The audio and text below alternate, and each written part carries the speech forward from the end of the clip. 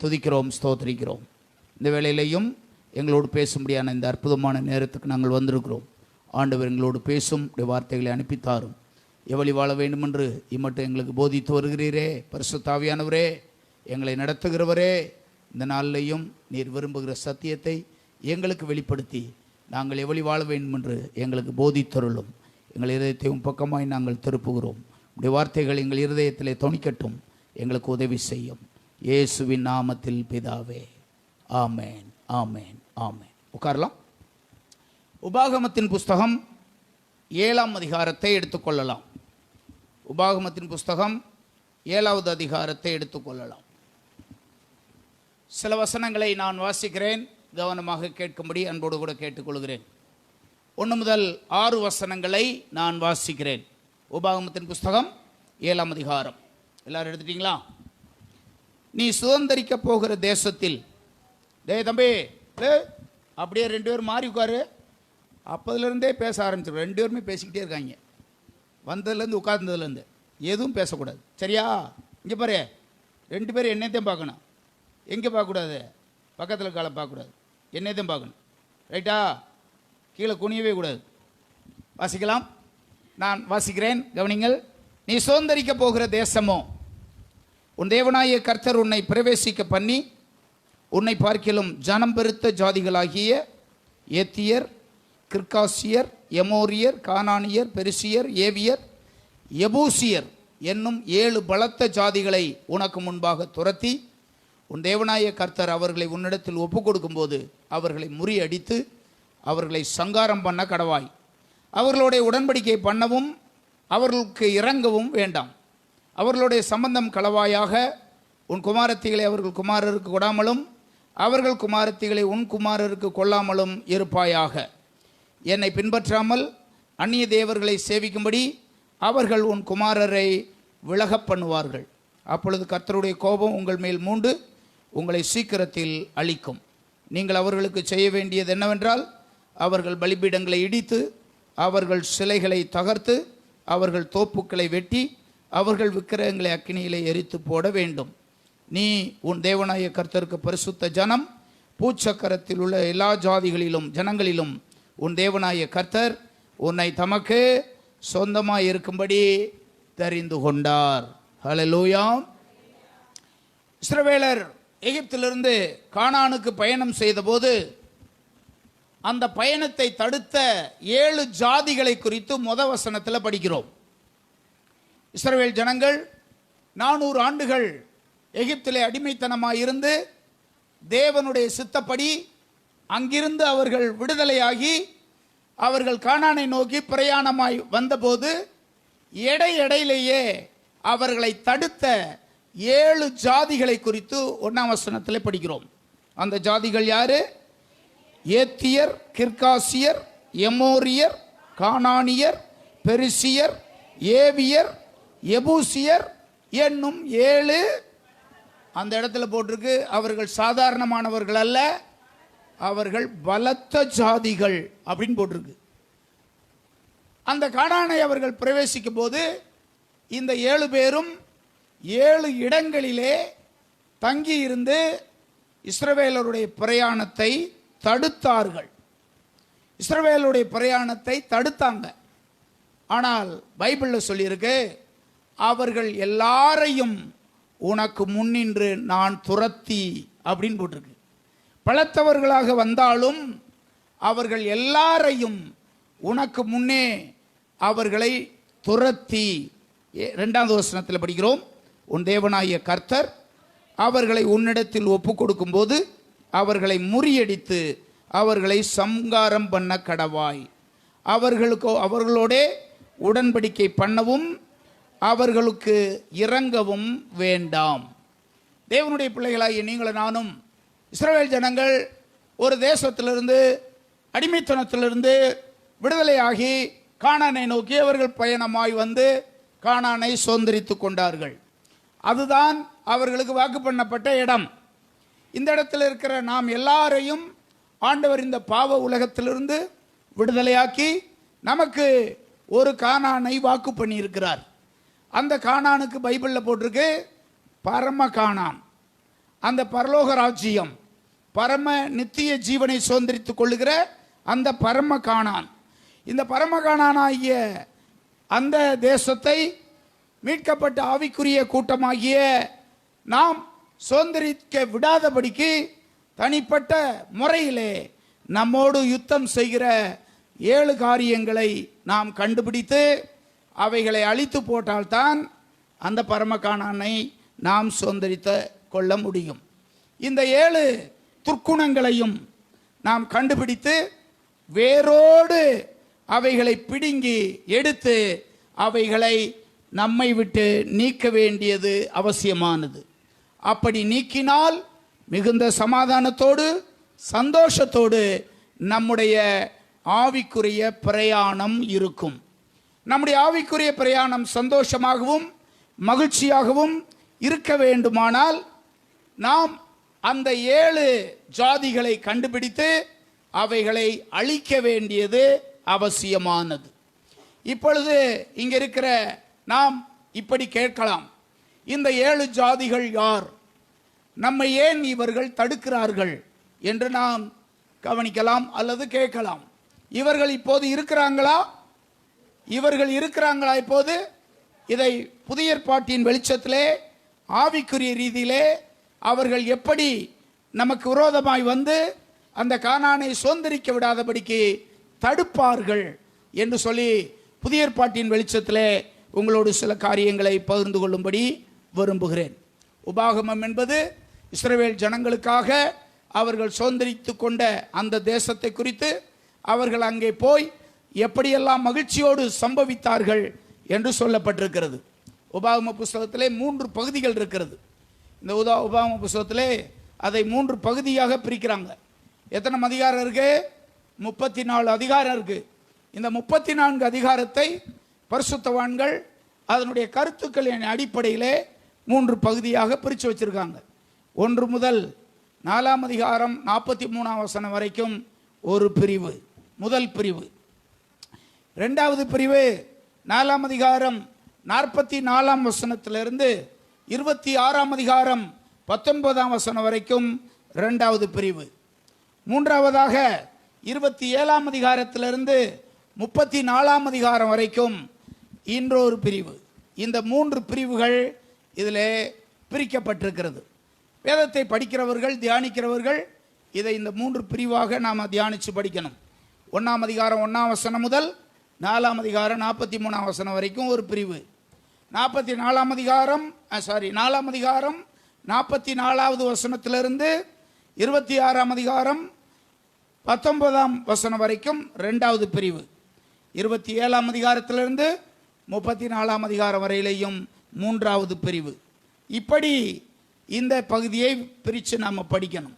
தேவன் தமது ஜனங்களிடம் ஒட்டுமொத்தமாய் இந்த முழு வேதாகமத்திலேயும் அவர் என்ன தம்முடைய ஜனங்கள்ட்ட எதிர்பார்க்கிறார் என்ற இந்த பைபிளுடைய சுருக்கம் உபாகம புஸ்தகம் 10ஆம் அதிகாரம் 12ஆம் வசனம் 13ஆம் வசனத்தில் இருக்கு. அதுதான் பைபிளுடைய சுருக்கம்.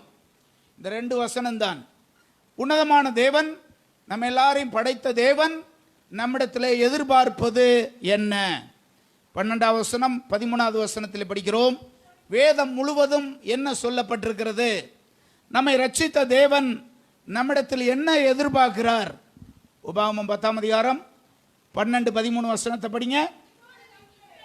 இப்பொழுதும் இஸ்ரவேலே, நீ உன் தேவனாகிய கர்த்தருக்கு பயந்து அவர் வழிகளெல்லாம் நடந்து அவரிடத்தில் அன்பு கூர்ந்து உன் முழு இதயத்தோடும் உன் முழு ஆத்மாவோடும் உன் தேவனாகிய கர்த்தரை சேவித்து இன்று நான் உனக்கு கற்பிக்கிற கர்த்தருடைய கற்பனைகளையும் அவருடைய கட்டளைகளையும் உனக்கு நன்மை உண்டாகும்படிக்கு கைக்கொள்ள வேண்டும் என்பதையே அல்லாமல் வேறே எதை உன் தேவனாகிய கர்த்தர் உன்னிடத்தில் கேட்கிறார். இதுதான் வேதம் முழுவதும் தேவன் நம்மிடத்தில் எதிர்பார்க்கிற காரியம். இந்த 2 வசனமும் வேதத்தினுடைய சுருக்கம் என்று சொல்லுவாங்க. தேவன் உங்களிடத்தில் என்னிடத்தில் எதிர்பார்ப்பது என்ன? அவர் நமக்கு கற்பிக்கிற அவருடைய கற்பனைகளையும் அவருடைய கட்டளைகளையும் நமக்கு நன்மை உண்டாகும்படிக்கு கை கொள்ள வேண்டும் என்பதே அல்லாமல் வேற ஒன்றையும் தேவன் மனிதனிடத்திலே எதிர்பார்ப்பதே இல்லை. வேற ஒன்றையும் அவர் எதிர்பார்ப்பது இல்லை. தேவனுடைய பிள்ளைகளாகிய இந்த ஜனங்கள் பிரயாணமாய் வரும்போது இவர்களை தடுத்த 7 ஜாதிகளை குறித்து இந்த 7ஆம் அதிகாரத்திலே சொல்லப்பட்டிருக்கிறது. இப்பொழுது அப்படியே அப்போஸ்தலர் 13ஆம் அதிகாரத்துக்கு வருவோம். வசனம் 19வது வசனத்தில் பாருங்க. 13ஆம் அதிகாரம் 19ஆம் வசனம் பாருங்க.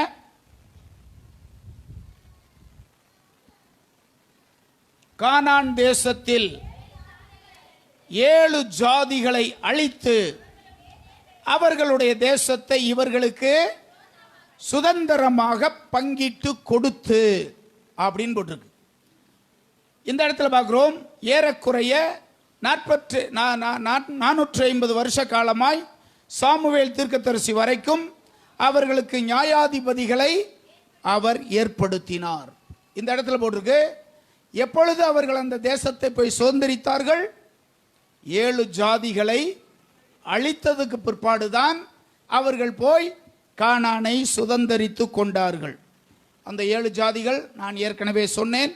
1 ஏத்தியர், 2 கிர்காசியர், 3 எமோரியர், 4வது கானானியர், 5வது பெர்சியர், 6வது ஏவியர், 7வது எபூசியர். இவர்களுக்கு இந்த பேர் எப்படி வந்துச்சு அப்படின்னா, இவர்கள் இருந்த அந்த பகுதியை ஒட்டி அந்த பேர் அவர்களுக்கு இருந்தது. இப்போ நமக்கெல்லாம் என்ன சொல்கிறாங்க, ஒட்டுமொத்தமாக இந்தியர், தமிழர், மலையாளி அப்படி இப்படின்னு சொல்கிறாங்கல்ல, அது அவர்கள் இருக்கிற அந்த இடத்துக்குரிய பேர், அந்த நிலத்துக்குரிய பேர்.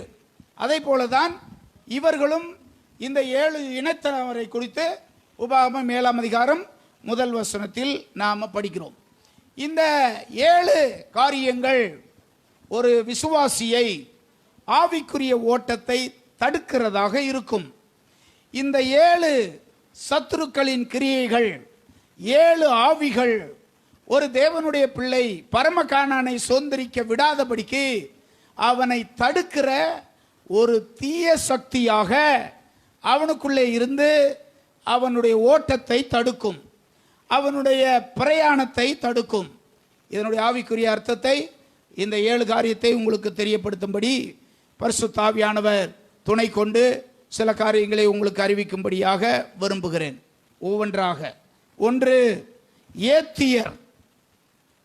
ஏத்தியர் இது எதற்கு அடையாளமாக இருக்கிறதுனா, ஒரு தேவனுடைய பிள்ளைக்கு அவ்வப்போது அவனுக்குள்ளே வருகிற பயத்தின் ஆவி, அவனுக்குள்ளே வருகிறதான பயத்தின் ஆவி. ஒரு மனிதனை பயத்தின் ஆவி ஆட்கொண்டால் எப்படியெல்லாம் பயம் வரும் என்று ஒரு சிலர் அனுபவத்தில் உங்களுக்கு தெரியும். பயம் எப்படியெல்லாம் வரும் என்ற அனுபவத்தில் உள்ளவங்களுக்கு தெரியும். இந்த பயத்தின் ஆவி ஒருவனை ஆட்கொண்டால் அது அவனை பாதிக்கும், அவன் குடும்பத்தை பாதிக்கும், அந்த குடும்பத்தில் உள்ள எல்லாரையும் அது ஆட்கொள்ளும். இப்பொழுது உபாகமம் 20ஆம் அதிகாரத்துக்கு வருவோம். 1 வசனத்தை அங்கே பாருங்க. 20ஆம் அதிகாரம் 1 வசனத்தை அங்கே பாருங்க. நீ உன் சத்துருக்களுக்கு எதிராக யுத்தத்துக்கு புறப்பட்டு போகையில் குதிரைகளையும் ரதங்களையும் உன்னிலும் பெரிய கூட்டமாகிய ஜனங்களையும் கண்டால் அவர்களுக்கு நீ பயப்படாயாக. இப்போ இந்த ஆவி வரும்போது ஆண்டவர் இஸ்ரவேலரை நோக்கி சொல்லுகிறது என்ன? கண்ணுக்கு எது தெரியுதோ அதை பார்த்த உடனே பயப்படுறது. எப்படிப்பட்ட காரியம் நமக்கு முன்னே இருக்கோ அதை பார்த்த உடனே பயப்படுறது. ஆனால் தேவனுடைய பிள்ளைகளாய் உங்களுக்கு எனக்கும் ஆண்டவர் சொல்லுவது என்ன? உன்னிலும் ஜனம் பெருத்தவர்களாகிய அவர்களை, குதிரைகளை, யுத்த வீரர்களை நீ காணும்போது ஒருபோதும் அவர்களுக்கு என்ன செய்யாத? பயப்படாதே. உன் சத்ருவுக்கு விரோதமாக யுத்தத்துக்கு நீ போகும்போது உன்னிலும் பலத்தவர்களாக இங்கே இருந்தாங்கன்னா அவர்களை பார்த்து ஒருபோதும் பயப்படாதே. உடைய ஆவிக்குரிய வாழ்க்கையிலே எத்தனை காரியங்கள் உங்களை பயமுறுத்திக்கிட்டு இருக்குன்னு பாருங்க. எத்தனை காரியங்கள் உங்களுக்கு முன்னே நிற்குதுன்னு பாருங்க. ஒரு பக்கம் பலவீனம், ஒரு பக்கம் தேவைகள், ஒரு பக்கம் கடந்த காலங்களில் நடந்த இழப்பு. இதை எப்படி அடுத்து நான் சமாளிக்க போறேன்? என்னுடைய பிள்ளைகள் ஆசீர்வதிக்கப்படுவாங்களா? என்னுடைய குடும்பம் அடுத்து எப்படி போகுது, இந்த நிலைமை இப்படி இருக்கே, நாளைக்கு நான் என்ன செய்ய போறேன், இவைகள் எல்லாம் தினந்தோறும் உன்னை தாக்குகிற அசுத்த வல்லமையாகிய பயத்தின் ஆவி. எனவேதான் அதை பார்த்த உடனே நீங்க பயப்படாதீங்க அப்படின்னு ஆண்டவர் சொல்லியிருக்கிறார். ஏனென்றால் உங்களை அடிமைத்தன தேசத்திலிருந்து புறப்பட பண்ணின உன் தேவனாகிய கர்த்தர் நானே, நான் உன்னோடு கூட இருக்கிறேன். அந்த 5ஆம் அதிகாரத்தில் பாருங்க, யார் யாரெல்லாம் 5ஆம் வசனத்தில் பார்த்தீங்கன்னா யார் யாரெல்லாம் யுத்தத்துக்கு போகக்கூடாதுன்னு போட்டிருக்கு. நான் ஏற்கனவே இதை குறித்து உங்களுக்கு நான் சொல்லியிருக்கிறேன். யார் யாரெல்லாம் இஸ்ரவேலிலே யுத்தத்துக்கு போவதற்கு போகக்கூடாதுன்னு போட்டிருக்கு. 5ஆம் வசனத்தில் பார்க்கிறோம். யார் யுத்தத்துக்கு போகக்கூடாது?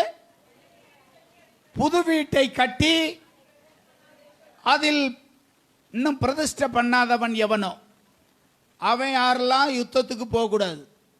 ஒரு புது வீடு ஒருத்தன் கட்டியிருக்கான், இன்னும் அந்த வீடு பிரதிஷ்டை பண்ணப்படலை, அப்படிப்பட்டவன் யுத்தத்துக்கு என்ன செய்யக்கூடாது? ஏன் தெரியுமா அவன் போகக்கூடாது? யுத்தத்துக்கு போகும்போதே அவன் உள்ளத்தில் யோசிப்பான், ஐயோ இந்த யுத்தத்தில் நம்ம செத்து போயிட்டோம்னா என்ன செய்யறது, கட்டியாச்சு வீடு, ஆனால் இன்னும் அதுக்கு என்ன செய்யலை, இன்னும் பால் காய்ச்சலை, ஐயோ அப்படின்ட்டு அதை நினச்சிக்கிட்டே இருப்பேன். யுத்தத்துக்கு என்ன செய்ய மாட்டான், போக மாட்டான். ரெண்டாவது ஒருத்தன் யுத்தத்துக்கு போகக்கூடாது, அவன் யாரு? திராட்சை தோட்டத்தை நாட்டி, 6ஆம் வசனம், திராட்சை தோட்டத்தை நாட்டி அதை அனுபவியாமல் இருக்கிறவன் எவனோ அவனும் யுத்தத்துக்கு போகக்கூடாது. அப்படி போட்டிருக்கு. 7வது வசனத்தில் இன்னொருத்தன் யுத்தத்துக்கு போகக்கூடாது, அவன் யாரு? ஒரு பெண்ணை திருமணம் செய்வதற்கு ஒருத்தனுக்கு நிச்சயம் பண்ணியாச்சு அப்படின்னு சொன்னா, என்கேஜ்மெண்ட் முடிஞ்சிருச்சுன்னா அவனும் யுத்தத்துக்கு போகக்கூடாது. இந்த 3 காரியம் போட்டிருக்கு பாருங்க. ஒன்னொன்னா சொல்லுங்க. 1, வீட்டை கட்டி அதை பிரதிஷ்டை பண்ணாதவன். 2வது, திராட்சை தோட்டத்தை நாட்டி அதன் கனியை புசியாதவன். 3வது, ஒரு பெண்ணை விவாகம் பண்ணுவதற்கு என்கேஜ்மெண்ட் முடிச்சவன் யுத்தத்துக்கு போகக்கூடாது. அதுக்கான காரணமும் போட்டிருக்கு. இதெல்லாம் இருக்கிறதுனால அவன் போகக்கூடாது அப்படின்னு போட்டிருக்கு. ஆனால் இன்னொருத்தனும் போகக்கூடாதான். அவன் யாரு போகக்கூடாது அப்படின்னா, பயப்படுறவன் யாரும் என்ன செய்யக்கூடாது, போகக்கூடாது. இப்போ வீட்டை கட்டாதவன் என்ன நினைப்பான்னா, தனக்குள்ள அந்த வீட்டை கட்டி முடிச்சவன் தனக்குள்ள அந்த எண்ணம் இருக்கும், வீடை போய் ஒரு வாரத்தில் பிரதிஷ்டை பண்ணிட்டோம்னா அதுக்கு பின்னாடி கூட அடுத்த யுத்தத்துக்கு கூட வந்துடலாம்னு வரும்.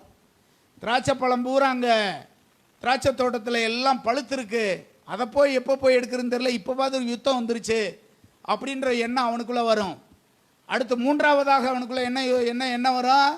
3வதாக உள்ளவனுக்கு ஒரு பொண்ணை இப்போ நிச்சயம் பண்ணியாச்சு, இன்னும் கல்யாணம் முடியலை அப்படின்ற எண்ணமெல்லாம் அவனுக்குள்ள வரும். அவனுக்குள்ள மட்டும் வரும். ஆனால் 4வது ஒருத்தர் இருக்கான் பாருங்க, அவனுக்குள்ள என்ன தெரியுமா என்ன வரும்? பெரிய பயம் அவனுக்குள்ள. இந்த பயம் அவனுக்குள்ளே மட்டும் இல்லாம பக்கத்தில் இருக்கிறவனை பார்ப்பானா, அவனை கூப்பிடுவானா, இங்கே வா, நமக்கு முன்னே இருக்கிற இந்த கூட்டம் ரொம்ப பெருசாக இருக்குப்பான்னு சொல்லிடுவேன். பயப்படுறவன் என்ன சொல்லிடுவேன்? நமக்கு முன்னே இருக்கிற இந்த கூட்டம் நிச்சயமாக நம்ம ஜெயிக்க முடியாது, நிச்சயமாக நம்ம வெல்ல முடியாது அப்படின்னு அவன் பயப்படுறது மட்டும் இல்லாமல் பக்கத்தில் உள்ளவன்ட்டு என்ன செஞ்சிருவான், சொல்லிடுவான். எனவே இவனையும் கூட்டிகிட்டு போகக்கூடாது அப்படின்னு அங்கே போட்டிருக்கு.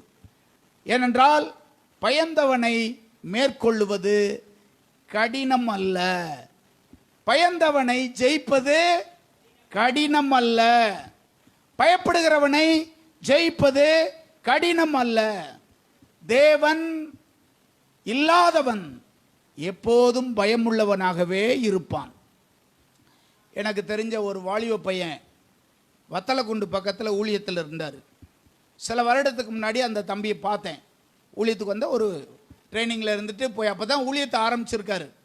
சரி, இவருக்கு ஊழியத்தில் ஒரு சின்ன உதவி செய்வோம் அப்படின்னு சொல்லிட்டு ஒரு நாள் இங்கே வந்தப்போ நான் அந்த ஊழியக்காரர்கிட்ட அப்படி சொன்னேன். கொஞ்சம் வயசு அவர். நான் எப்படி ஒரு 25 வயசு 24 வயசில் இந்த பகுதிக்கு வந்தனோ அதை மாதிரி இப்போ அந்த பகுதியில் ஊழியத்துக்கு போயிருக்கார். அவரை கூப்பிட்டு, அந்த இளம் ஊழியக்காரரை கூப்பிட்டு நான் இப்படி பேசினேன், தம்பிங்க வாங்க, நீங்கள் போய் ஒரு 3 நாள் கூட்டத்தை ரெடி பண்ணுங்க.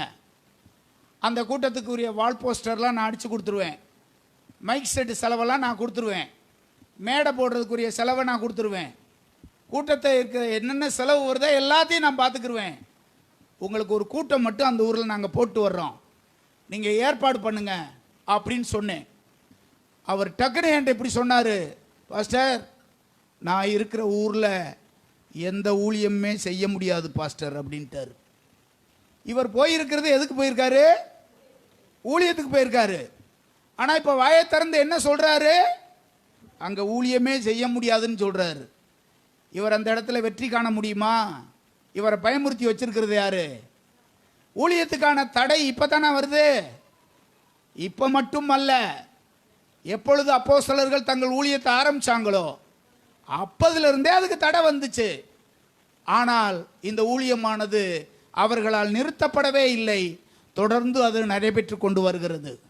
இப்போ பிசாசு அவரை ஒரு பயங்காட்டி வச்சுட்டான். என்ன தெரியுமா பயங்காட்டி வச்சுட்டான்?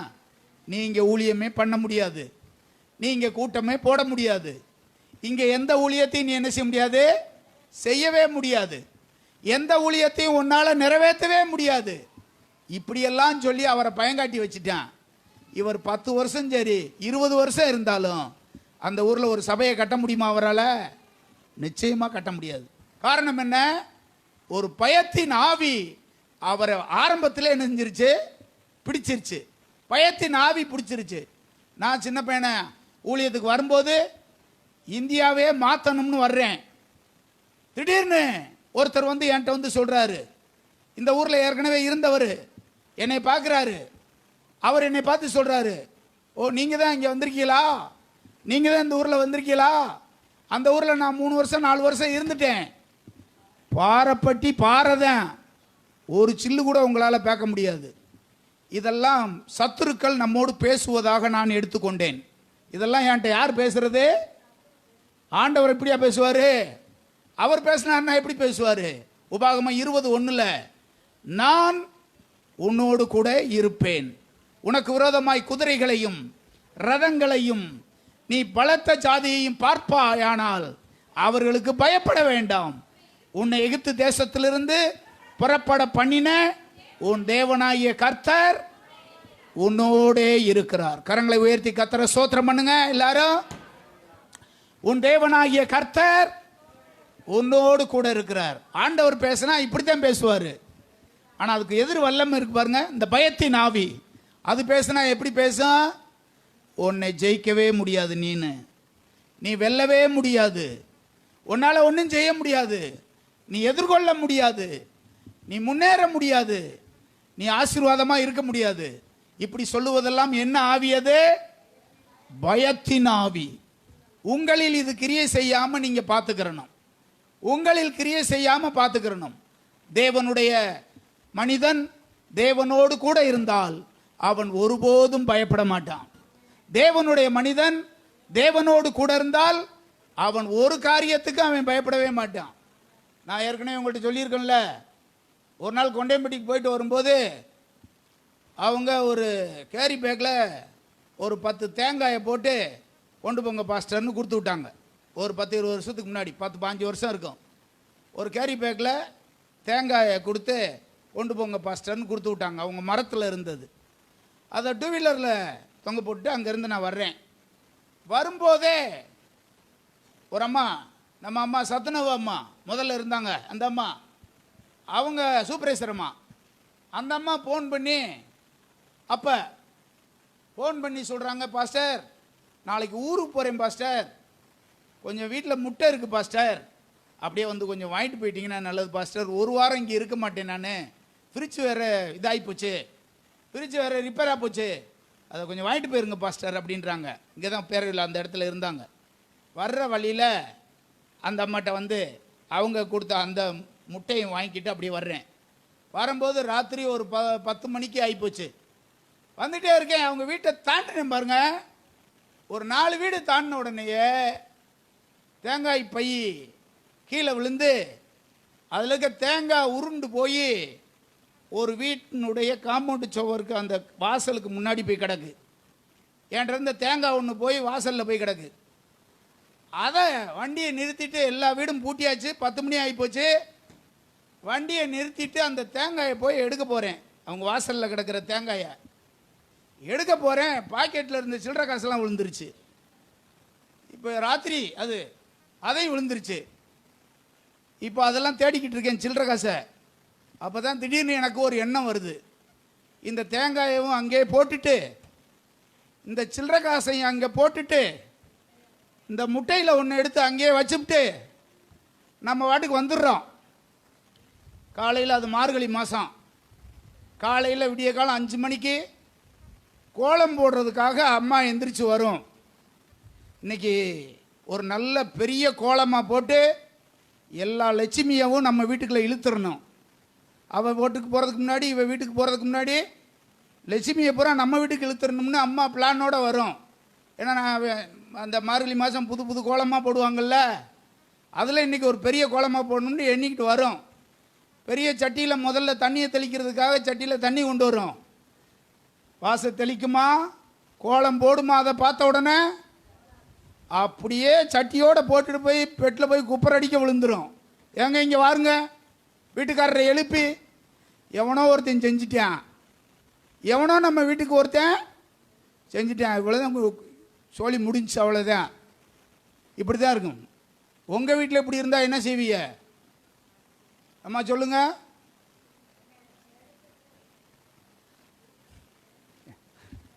என்னங்க பாஸ்டர், நல்லா இருக்க வீட்டை ஏன் இப்படி கெடுக்க பார்க்குறீங்க? நல்லா இருக்கிற வீட்டை ஏன் பாஸ்டர் இப்படி கெடுக்க பார்க்குறீங்க? தேவன் இல்லாதவன் எதை பார்த்தாலும் பயப்படுவான். தேவன் இல்லாதவன் எதை பார்த்தாலும் பயப்படத்தான் செய்வான். அந்த வீடு அந்த நிம்மதியாக இருக்குமா? அடுத்து அந்த தேங்காயை நான் போட்டு வந்தேனே, அந்த வீடு நிம்மதியாக இருக்கும்னு நினைக்கிறீங்களா? அவ்வளோதான், மூடு அவுட் ஆகி போயிடும்.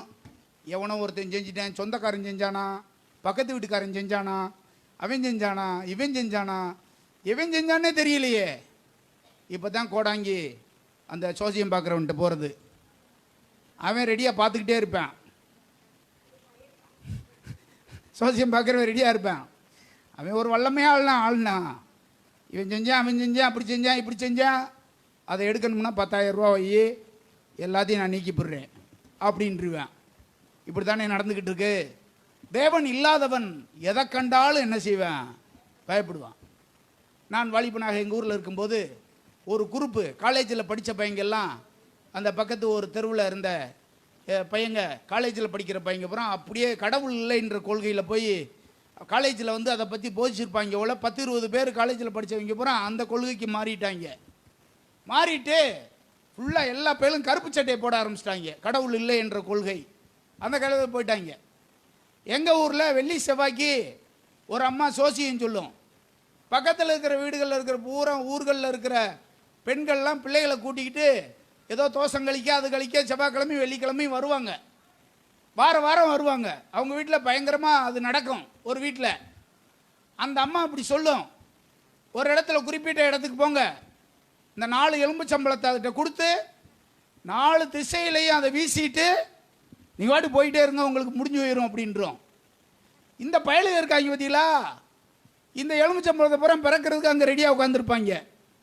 கடவுள் இல்லைன்னு சொல்கிறவங்க சாமியை நம்ப மாட்டாங்க, பேயையும் நம்ப மாட்டாங்க. இதை பூரா எடுத்துக்கிட்டு வீட்டுக்கு கொண்டு வந்துடுவாங்க. இவங்க எலும்புச்சம்பளத்தை பூரா வீட்டில் இருக்கிறவங்க என்ன சொல்லுவாங்க? டேய், இல்லாத பிசாசெல்லாம் வீட்டுக்குள்ளே கொண்டாடாதரா, ஏன்டா அதெல்லாம் கொண்டு வர்ற அப்படின்னா, அதெல்லாம் ஒன்றும் இல்லைம்மா அப்படின்ட்டு அவங்களுக்கு முன்னாடியே அதை வெட்டி ஜூஸ் போட்டு குடிச்சிக்கிட்டு இருப்பாங்க. இவங்க அவங்களே அந்த நம்பிக்கையில் இருக்காங்களே. தேவனை இரட்சகராக ஏற்றுக்கொண்ட தேவனுடைய பிள்ளைகள் நீங்கள் பயத்தின் ஆவிக்கு இடம் கொடுக்கலாமா?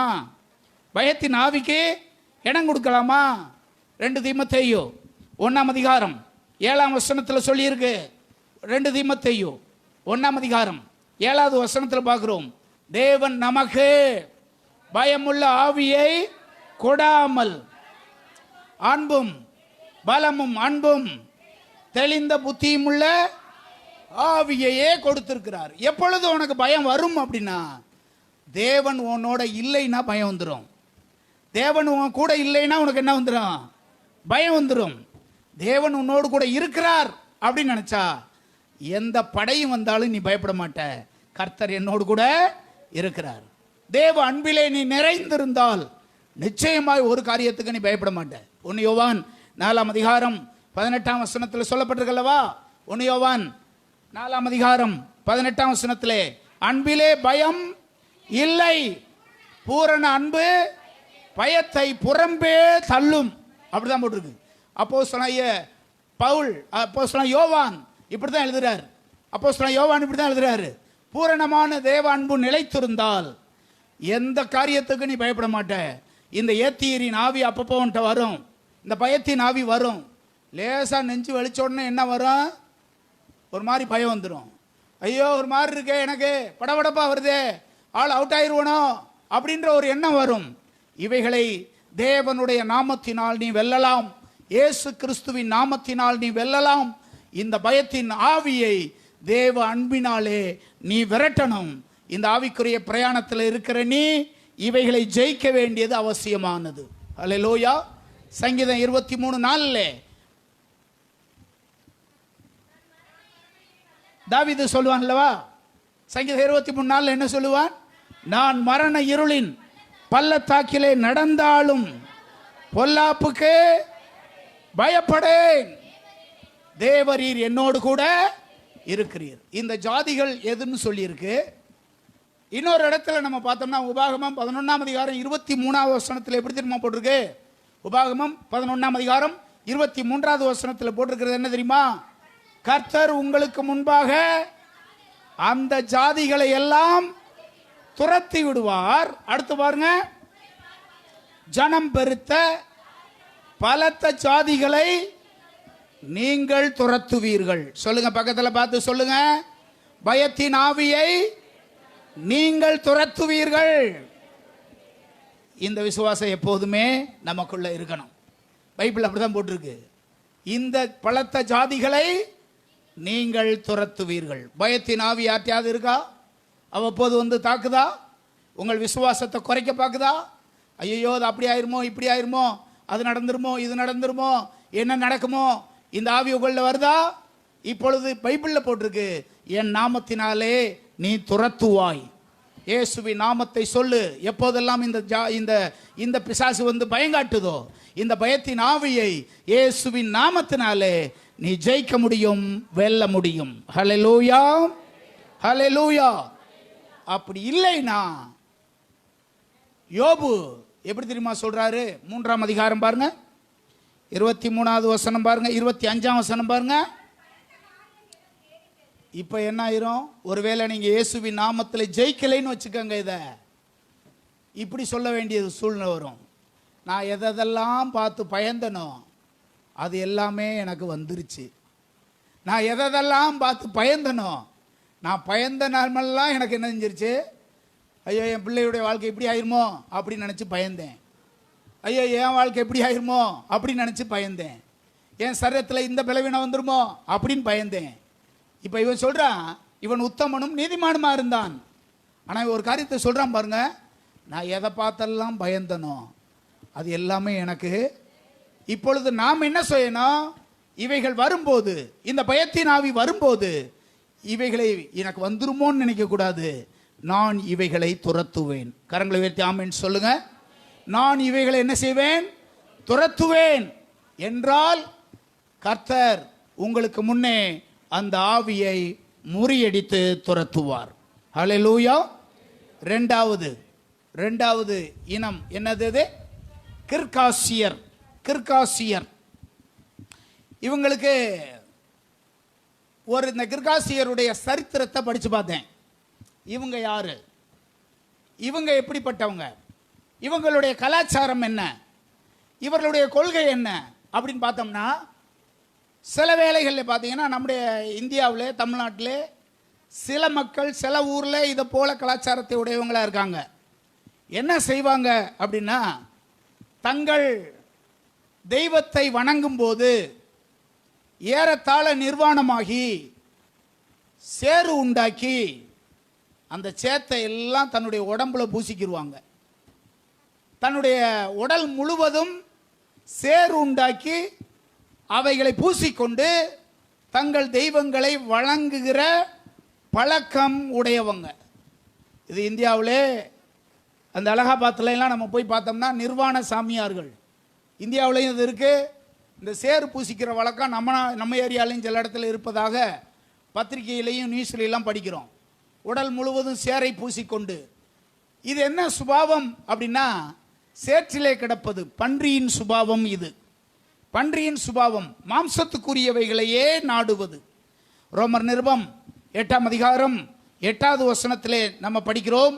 ரோமர் 8:8 படிக்கிறோம், மாம்சத்துக்கு உட்பட்டவர்கள் தேவனுக்கு பிரியமாயிருக்க மாட்டார்கள். ஆனபடியால் 8:1 நம்ம பார்க்கிறோம், ஆனபடியால் கிறிஸ்து இயேசுவுக்கு உட்பட்டவர்களாக இருந்து மாம்சத்தின்படி நடவாமல் ஆவியின்படி நடப்பதற்காக அழைக்கப்பட்டவன் நீ. ஆவியின்படி அழைக்கப்பட்ட தேவனுடைய பிள்ளை நீ. இந்த கிர்காசியருடைய ஆவி என்ன தெரியுமா? பூமிக்குரியவைகளை தேடுவது, பூமிக்குரியவைகளை நாடுவது, ஆவிக்குரிய காரியங்களை சிந்திக்காதபடிக்கு பூமிக்குரிய காரியங்களையே நாடுவது, மாம்சத்தின்படி நடப்பது. 2 பேதுரு 2ஆம் அதிகாரம் 22வது வசனத்தில் நம்ம படிக்கிறோம். 2 பேதுரு 2ஆம் அதிகாரம் 22வது வசனத்தில் போட்டிருக்கு, நாய் தான் கக்கினதை தின்னவும் கழுவப்பட்ட பன்றி சேத்துல பரல்றது, சேற்றை பூசிக்கிறதுனா இந்த வசனத்தில் தான் பேதுரு அதை குறிப்பிடுகிறார். எவ்வளவுதான் பிரசங்கத்தை கேட்டாலும், எவ்வளவு தேவனுடைய வார்த்தையை கேட்டாலும் மனம் இருதயம் சில நேரத்தில் மாம்சத்துக்குரியவைகளை நாடுவது. இந்த போராட்டம் எது வரைக்கும் நம்மகிட்ட வரும் அப்படின்னா, நாம் கானானுக்கு போகிற வரைக்கும் வரும் மாம்சத்தின் காரியங்கள். ஆனால் தினந்தோறும் இதை நாம் ஜெயிக்கணும், தினந்தோறும் இதை வெல்லணும், தினந்தோறும் இதை என்ன செய்யணும், செய்ய வேண்டியது அவசியமானது. சில வருடங்களுக்கு முன்பதாக உட்காந்து பேசிக்கிட்டு இருந்தேன். ஒரு 2-3 பேர் வந்தாங்க. வந்த உடனே சொன்னாங்க, வேற ஏதாவது காரியத்தை பேசிக்கிட்டே இருக்கும்போது அவங்க திடீர்னு சொன்னாங்க, பாஸ்டர் 2 பொம்பளை பிள்ளைய வச்சுருக்கீங்க, எவ்வளவு சேமித்து வச்சுருக்கீங்க அப்படின்னாங்க. நம்ம என்ன கோணத்தில் போய்கிட்டு இருக்கோம்? வந்தவங்க வேற காரியத்தை பார்க்க வந்தவங்க, அவங்க சொல்லியை பார்த்துட்டு போக வேண்டியதானே. இப்போ என்னத்தை இழுக்கிறாங்க? இப்போ உலகத்தின் கவலைக்குரிய காரியங்களை சிந்திக்க சொல்கிறாங்க. நம்ம என்ன எண்ணத்தில் இருக்கோம்? தேவன் பிள்ளைகளை கொடுத்தார், படிக்க வைப்பதற்கு ஆண்டவர் உதவி செய்தார், எல்லா தேவைகளையும் கர்த்தர் அற்புதமாக சந்திப்பார். இதுதான் நம்ம விசுவாசம். ஆனால் இடையிடையிலேயே உங்கள் ஆவிக்குரிய ஓட்டத்தை தடுப்பதற்கு சில ஆட்கள்லாம் இப்படி வருவாங்க. என்ன செய்ய போகிற, இது இப்படி இருக்க, என்ன செய்ய போகிற, இது இப்படி இருக்க, என்ன செய்ய போகிற, இது இப்படிப்பட்ட காரியமாக இருக்க, என்ன செய்ய போகிற, இப்படியெல்லாம் சொல்லி உங்கள் ஆவிக்குரிய ஓட்டத்தை தடுப்பதற்கு சில மாம்சத்தின் கிரியைகள் எழும்பும். எல்லாவற்றையும் தேவனுடைய பிள்ளைகளாகிய நீங்களும் நானும் அதை மேற்கொள்ள வேண்டியது அவசியம். உலகத்தார் என்ன யோசிப்பாங்களாம்? மத்தேயு 6:25 போட்டிருக்கு. என்ன யோசிப்பாங்க? எண்ணத்தை உண்போம், எண்ணத்தை உடுப்போம், எண்ணத்தை உண்போம், எண்ணத்தை உடுப்போம். 1 கொரிந்தியர் 2ஆம் அதிகாரம் 15ஆம் வசனத்தில், 1 கொரிந்தியர் 2:15 மாம்சத்துக்குரியவன் எப்படி இருப்பான்? ஆவிக்குரியவன் எல்லாவற்றையும் ஆராய்ந்து நிதானிக்கிறான், ஆனாலும் அவன் மற்ற ஒருவனாலும் ஆராய்ந்து நிதானிக்கப்படான். நீங்கள் ஆவிக்குரியவர்களாக இருந்தால் மற்றவர்கள் பார்வையிலே உங்களை குறித்து ஏராளமான கேள்விகள் அவங்களுக்குள்ள வந்துக்கிட்டே இருக்கும். எப்படி வாழ்கிறாங்க, எப்படி சாப்பிட்றாங்க, எப்படி சமாளிக்கிறாங்க, என்ன செய்கிறாங்க, எப்படி பிள்ளைகளை படிக்க வைக்கிறாங்க, எப்படி இவங்கெல்லாம் இருக்காங்க அப்படின்னு உங்களை குறித்து பல்வேறு கேள்விகள் எழும்பிக்கிட்டே இருக்கும் உலகத்தில் உள்ளவங்களுக்கு. ஆவிக்குரிய உங்களை அவர்களால் நிதானித்து பார்க்கவே முடியாது. சிலர் ஏன்ட்ட கேட்பாங்க, சிலர் உங்கள்கிட்டையும் கேட்பாங்க, உங்கள் பாஸ்டருக்கு சம்பளம் எவ்வளவு உங்கள்கிட்ட கேட்டிருப்பாங்க. ஏன்ட்டையும் பலர் கேட்பாங்க, உங்களுக்கு எவ்வளவு பாஸ்டர் சம்பளம், உள்நாட்டிலேருந்து வருமா வெளிநாட்டிலேருந்து வருமா, இப்படியெல்லாம் கேட்பாங்க. இந்த சர்ச்சில் பெயிண்ட் அடிக்கும் போதே முடித்த உடனே அந்த பக்கத்தில் உள்ள ஒருத்தர் ஒரு ஐயா வந்து கேட்டார், பாஸ்டர் சார் கவர்மெண்ட்லேருந்து உங்களுக்கு அடித்து கொடுத்துருவாங்களா எல்லாத்தையுமே அப்படின்றாரு. இப்படிலாம் பல்வேறு கேள்விகள் அவங்களுக்குள்ள என்ன செய்யுது, எழும்பிக்கிட்டே இருக்கும். ஆனால் பைபிளில் என்ன சொல்றது? ஆவிக்குரியவனை மற்ற ஒருவனும் நிதானித்து அறிய முடியாது. காரணம் என்னவென்றால், உன்னை அதிசயமா ஆண்டவர் நடத்துவார். உன் தேவைகளை அதிசயமாய் கர்த்தர் சந்திப்பார். ஏனென்றால் இது மற்றவர்களுக்கு பெரிய ஆச்சரியமா இருக்கும். மற்றவங்களுக்கு இவங்க எப்படி வாழ்றாங்க, எப்படி நடக்கிறாங்க, எப்படி சமாளிக்கிறாங்க, இதெல்லாம் ஆச்சரியமா இருக்கும். காரணம் என்னவென்றால், நாம் மாம்சத்துக்குரியவர்கள் அல்ல. தேவனுடைய சித்தத்தை நிறைவேற்றி முதலாவது தேவனுடைய ராஜ்யத்தையும் அவருடைய நீதியை நீ தேடிக்கொண்டே இரு. உனக்கான எல்லா காரியத்தையும் கர்த்தர் பொறுப்படுத்திக் கொள்ளுவார். உன்னை ஆச்சரியமா அதிசயமா அவர் நடத்துவார். இப்படிப்பட்ட மாம்சத்தின் தன்மைகள் எப்போதெல்லாம் வந்து இந்த கிர்காசியரின் ஆவி போரிடுதோ, நாம் அதற்கு எதிர்த்து நிற்கணும். தேவனுடைய சித்தத்தை மாத்திரம் நான் செய்ய போகிறேன். மாம்சத்துக்குரியவைகளை எதையும் நான் நாட போறதில்லை. அதை எல்லாத்தையும் கர்த்தர் பார்த்துக்குருவார். எனக்கு நமக்கு வாக்கு பண்ணிட்டார்ல, உனக்காக நான் யாவையும் செய்து முடிப்பேன். இதானே ஆண்டவர் நமக்கு சொல்லியிருக்கிறது. 138 சங்கீதம் 8 வசனத்தில் ஆண்டவர் நமக்காக சொல்லியிருக்கிறது என்ன? கர்த்தர் எனக்காக யாவையும் செய்து முடிப்பார். கர்த்தர் எனக்காக யாவையும் செய்து முடிப்பார். இந்த வசனத்தை நம்புனீங்கன்னா மாம்சத்துக்குரிய காரியங்களை நீங்க தேடவே மாட்டீங்க. இதை குறித்து நீங்க கவலைப்படவே மாட்டீங்க. இதை குறித்து நீங்க சிந்திக்கவே மாட்டீங்க. இதுவரைக்கும் என்ன அற்புதமாக நடத்தினீர் ஆண்டவரே. கடந்த காலங்கள்லாம் நடத்தினீர், இன்றைக்கு நடத்துகிறீர், நாளைக்கு நிச்சயமா நீர் நடத்துவீர். எனக்கு போதுமானவராக இருப்பீர். என்ன வந்தாலும் நீர் பார்த்து கொள்வீர். இந்த விசுவாசத்தில் இருக்கிறவங்க தான் கிர்காசியரின் ஆவியை மேற்கொண்டவர்கள். கிர்காசியரின் ஆவி அப்பப்போ வந்துகிட்டே இருக்கும். உலகத்தின் காரியங்களை கவலைக்குள்ளாக்கும். இந்த ஆவியை நாம் அதட்ட வேண்டும். இந்த ஆவியை நாம் ஜெயிக்க வேண்டியது அவசியம். ஹல்லேலூயா. மூன்றாவதாக எமோரியர். எமோரியர் என்பவர்கள் யார்? இவர்களுடைய ஸ்பிரிட் என்ன, ஆவி என்ன, இவர்களுடைய தன்மை என்ன அப்படின்னா, எமோரியர் என்பவர்கள் யார் அப்படின்னா, எல்லா உணவுகளோடும் கசப்பானதை சேர்த்து கொள்ளுவார்கள். எல்லா சாப்பாட்டோடும் கசப்பானதை அவர்கள் சேர்த்து கொள்வார்கள். மாறாவின் அனுபவம், கசப்பின் அனுபவம் இது. இப்போ நம்ம ஊரில் ஒரு சாப்பாட்டு முறை இருக்குது. அப்படியே நீங்கள் வட இந்தியாவுக்கு போயிட்டீங்கன்னு வச்சுக்கோங்க, இங்கே இருக்கிற எந்த சாப்பாடும் அங்கே இருக்காது. அங்கே அப்படியே வேற மாதிரி இருக்கும். இஸ்ரேலில் 10 நாள் இருந்தேன். இஸ்ரேல் நாட்டில் இந்த 10 நாளும் 10 நாளில் 10 கிலோ எடை குறைஞ்சேன். இங்கே வரும்போது வந்த உடனே வெயிட்டு பார்த்தா 10 கிலோ குறைஞ்சிருச்சு. காரணம் என்ன? அங்கே ஒரு சாப்பாடு நமக்கு என்ன செய்யலை, எதுவுமே பிடிக்கல. அங்கே நான் சாப்பிட்டது 2 தான் 10 நாளுமே. வெள்ளரிக்காயும் முட்டையின் வெள்ளை கரு, இந்த 2 மட்டும்தான் நாங்கள் சாப்பிட்டது. வேறு எதுவுமே நமக்கு சாப்பிட முடியலை. அது மாதிரி இருக்குது. ஹோட்டலில் உள்ளே போனோம் அப்படின்னா ஒரு கதவு, கண்ணாடி கதவு, நம்ம உள்ளே போனோடனே அப்படியே அதான் திறக்கும். அந்த ஹோட்டல்லேருந்து ஒரு வாசம் வரும் பாருங்க, அப்படியே மயக்கம் போட்டு கீழே விழுகிறது மாதிரி இருக்கும். அந்த மாதிரி வீச்சாட்டிக்கும் அங்கே. இப்படிப்பட்ட சாப்பாட்டில் அது அவங்க முறை. அதே போல் எமோரியரின் முறை என்ன? கசப்பு இல்லாமல் அவங்க சாப்பிடவே மாட்டாங்க. உபாகமத்தில் 29ஆம் அதிகாரத்தில் ஒரு குறிப்பு இருக்கு. உபாகம புஸ்தகம் 29ஆம் அதிகாரம் 16, 17, 18 வசனங்களை படிங்க. நாம் எகிப்தில் தேசத்தில் குடியிருந்ததையும், நாம் கடந்து வந்த இடங்களில் இருந்த ஜாதிகளின் நடுவில் நடந்து வந்ததையும் நீங்கள் அறிந்திருக்கிறீர்கள். அவர்களுடைய அருவருப்புகளையும், அவர்களிடம் இருக்கிற மரமும் கல்லும் வெள்ளியும் பொன்னுமான அவர்களுடைய நரகலான தேவர்களையும் கண்டிருக்கிறீர்கள். ஆகையால்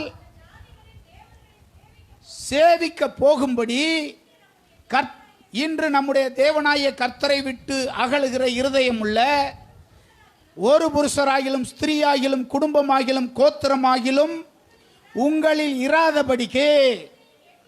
இதுதான் முக்கியமான அந்த எமோரியரின் ஆவி. எப்படி கிரியை செய்யும் பாருங்க.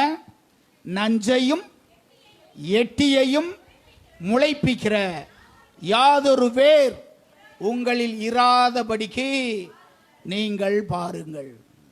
எமோரியரின் ஆவி எப்படி தெரியுமா இருக்கும்? எட்டி, கசப்பு. கசப்பான எட்டி என்பது கசப்பு. நாம் நடந்து வந்த அந்த பாதைகளில் ஆண்டவர் இங்கே சொல்றாரு, அவங்கெல்லாம் அப்படிப்பட்ட உணவை சாப்பிட்டு பழக்கப்பட்டவங்க, அப்படிப்பட்ட ஜனங்கள் மத்தியில் நீங்கள் வந்தீங்க. ஆனால் அதில் எதுவும் உங்கள்கிட்ட இல்லாதபடிக்கு நீங்கள் என்ன செய்யுங்க, உங்களை காத்து கொள்ளுங்கள். தேவனாய கர்த்தரை விட்டு அகலுகிற இருதயமுள்ள ஒரு புருஷராகிலும் ஸ்திரீயாகிலும் குடும்பமாகிலும் கோத்திரமாகிலும் உங்களில் இராதபடிக்கு நஞ்சு எட்டியை முளைப்பிக்கிற யாதொரு வேர் உங்களுக்குள்ளே இருந்து வராதபடிக்கு நீங்க கவனமா பார்த்துக்கங்க. இந்த உலகம் எல்லாம் சூழ்ச்சியில வாழ்ந்துகிட்டு இருக்காங்க, உண்மையிலிருந்து விலகி வாழ்றாங்க, அநியாயமா வாழ்றாங்க. அவங்களுக்குள்ளே நம்ம வாழ்றோம். இப்படி வாழும்போது இவைகள் எல்லாம் நமக்குள்ளே வருவதற்கான வாய்ப்புகள் நிறைய இருக்கு. ஆனால் பைபிளில் சொல்லியிருக்கு, அவர்களுக்குள்ளே நீ கடந்து வந்தாலும், அவர்கள் நடுவிலே நீ வாசம் பண்ணினாலும், அவர்கள் இருக்கிற எட்டியும் கசப்புமான ஒன்றும் உனக்குள்ளே இராதபடிக்கு நீ கவனமாய் வாழ வேண்டியது அவசியமானது. ஹல்லேலூயா. யாக்கோபு இதை குறித்து சொல்லுவார். 3ஆம் அதிகாரம் 11ஆம் வசனத்திலே 3:11 இப்படி சொல்லுவார், ஒரே ஊற்றிலிருந்து தித்திப்பும் கசப்புமான தண்ணீர் சுரக்குமா? ஒரே ஊற்றிலிருந்து வந்தா உப்பு தண்ணி வரும், இல்ல சவர தண்ணி வரும், இல்ல நல்ல தண்ணி வரும். ஒரு நாளைக்கு அது, ஒரு நாளைக்கு இது கண்டிப்பா வராது. நாம் இந்த ஆலயத்தில் எப்படி இருக்கிறோமோ அதை போல உலகத்திலையும் நம்ம அப்படி இருக்கணும். உலகத்திலையும் அப்படி வாழ வேண்டியது அவசியமானது. இங்கே குறிப்பிடுவது என்ன? நான் வசனம் 14 பாருங்க, அதிலேயே 14வது வசனம், உங்கள் இருதயத்திலே கசப்பான வைராக்கியத்தையும் விரோதத்தையும் வைத்தீர்களானால் நீங்கள் பெருமை பாராட்டாதிருங்கள். இதுல எப்படிங்க பெருமை பாராட்டுவாங்க? இப்படி இதுல எப்படி அக்கா பெருமை பாராட்டும்? அம்மா இதுல எப்படி பெருமை பாராட்டும்? இந்த விஷயத்துல அன்னைக்கு இப்படி என்கிட்ட சொல்லிவிட்டா, 2 வருஷமா பக்கமே நான் திரும்பலையே, அதுல பெருமை பாராட்டுது. எதுல பெருமை பாராட்டும்? இப்படி சொல்லிவிட்டா, அந்த பக்கமே நான் திரும்பலையே, 2 வருஷம் ஆச்சு. இப்ப உங்கள் இருதயத்திலே யாரை குறித்ததாவது கசப்பான வைராக்கியம், கசப்பான விரோதம் நீங்கள் வைத்தீர்களானால் அதுக்காக என்ன செய்யாதீங்க, பெருமை பாராட்டாதிருங்கள். யார் மேலேயாவது கசப்பான காரியத்தை வச்சுக்கிட்டு, நான் இப்போ அவ கூட பேசுறதே கிடையாது, நான் கை கொடுக்கறது கிடையாது, அவ ஒரு மாதிரி நான் ஒரு மாதிரி அப்படின்லாம் வச்சா, இதுதான் என்ன ஆவி? என்ன ஆவி இது? கசப்பு, எமோரியரின் ஆவி. இதுக்கு ஒரு நாளும் நாம இடம் கொடுக்க கூடாது. கரங்களை உயர்த்தி ஆமென் சொல்லுங்க. அது எப்படி பாஸ்டர் நீங்க சொல்லிட்டு நீங்க வாட்டுக்கு போயிருவீங்க? பக்கத்து வீட்டுக்காரி என்ன எவ்வளவு பிரச்சனை பண்ணிக்கிட்டே இருக்கா, நீங்க வாட்டி சொல்லிட்டு நீங்க வாட்டி போயிருவீங்க, அவளை எப்படி நான் மன்னிக்கிறது? அந்த வைராக்கியம் எதுக்குள்ள இருக்கு? உள்ளக்க இருந்துகிட்டே இருக்கு எனக்கு அப்படின்றீங்களா? இந்த ஆவி நம்ம விட்டு போகணும். அது அப்போதுதான் இந்த பரமகாணனா நம்ம என்ன செய்ய முடியும், சுதந்திரிக்க முடியும். இதுதான் நம்மை தடுக்கிற அசுத்த வல்லமை. இதை நம்மிலிருந்து நாம நீக்கி போடணும். நீங்க தனியா இருங்க, தேவன் சமூகத்துக்கு போங்க, யார் மேலேயாவது கசப்பு இருக்கான்னு உங்களை நீங்களே கேட்டு பாருங்க. நீங்க போங்க, கதவை பூட்டிக்கங்க, தேவன் சமூகத்தில் போய் உட்காருங்க, தேவனை நோக்கி பார்த்து கூப்பிடுங்க, யார் மேலேயாவது கசப்பு இருக்கா அப்படின்னு பாருங்க. சில நேரத்தில் 1-2 பேர் வரும், சில நேரத்தில் 10 பேர் மேலே கசப்பு வரும், சில நேரத்தில் நிறைய பேர் மேலே கசப்பு இருக்கும். இந்த கசப்போடு நீங்கள் இருந்தீங்கன்னு வச்சுக்கோங்களேன், தேவன் உங்களை தன்னுடைய சித்தத்தின்படி உங்களை கொண்டு போக முடியாது. உங்களுக்கு விரோதமாய் சில காரியங்களை செஞ்சுருப்பாங்க, உங்களுக்கு விரோதமாய் சிலர் பேசியிருப்பாங்க, உங்களுக்கு விரோதமாய் சில காரியங்களை செஞ்சுருப்பாங்க, உங்களுக்கு விரோதமாய் சில காரியங்களை செஞ்சுருப்பாங்க, இதனால் பாதிக்கப்பட்டிருப்பீங்க.